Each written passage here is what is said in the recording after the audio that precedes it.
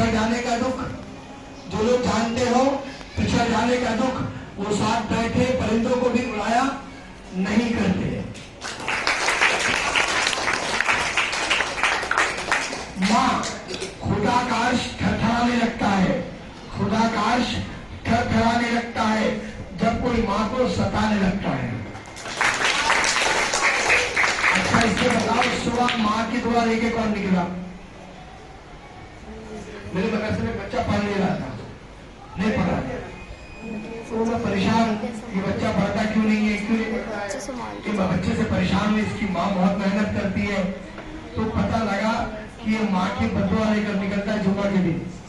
ये जुम्मा तो घर जाता है और जब जुम्मा को आता है तो माँ की बदुआ लेकर आता है, माँ को गाली देता, मोबाइल नहीं देती माँ, तो इसलिए नहीं पढ़ पाता था।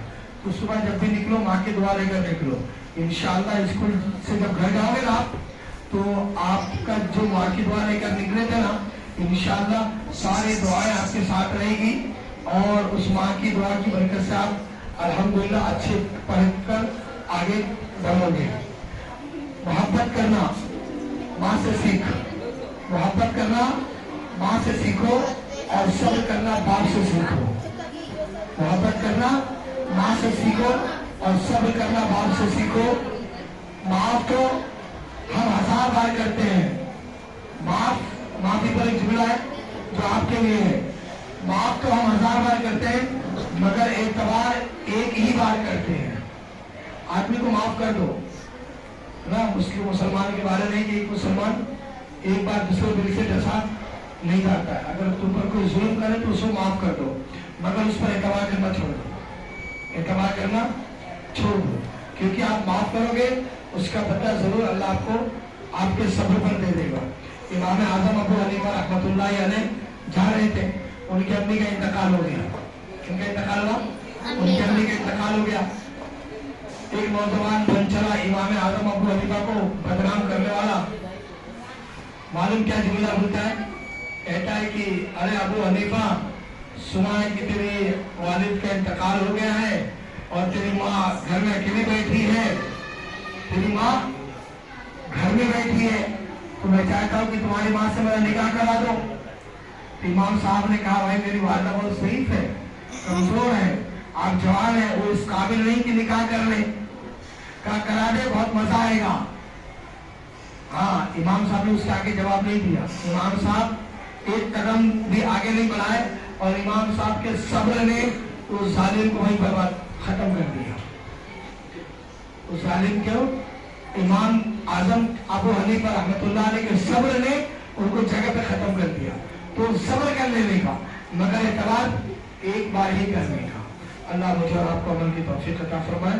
आप लोगों ने बहुत अच्छा प्रोग्राम पेश किया, बस जुमलों का सही इंतखाब करो, जुमलों की अदायगी सही होनी चाहिए।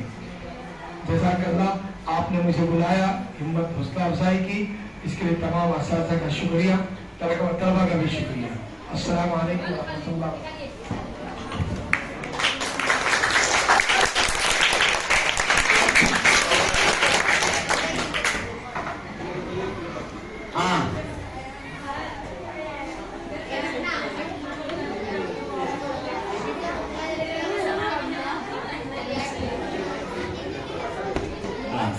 तो अब लास्ट में जिसका आपको बेसब्री से इंतजार था, अरे हाँ, अजय बेटा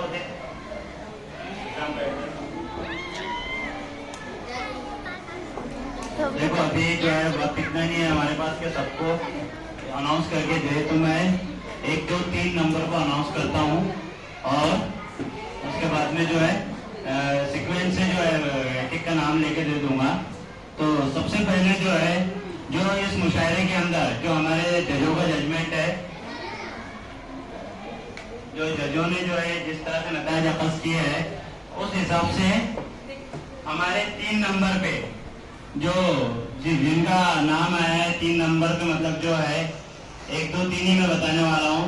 तो जोरदार तालियों के साथ उनको जो है इस्तकबाल कीजिए रूबी असलम का।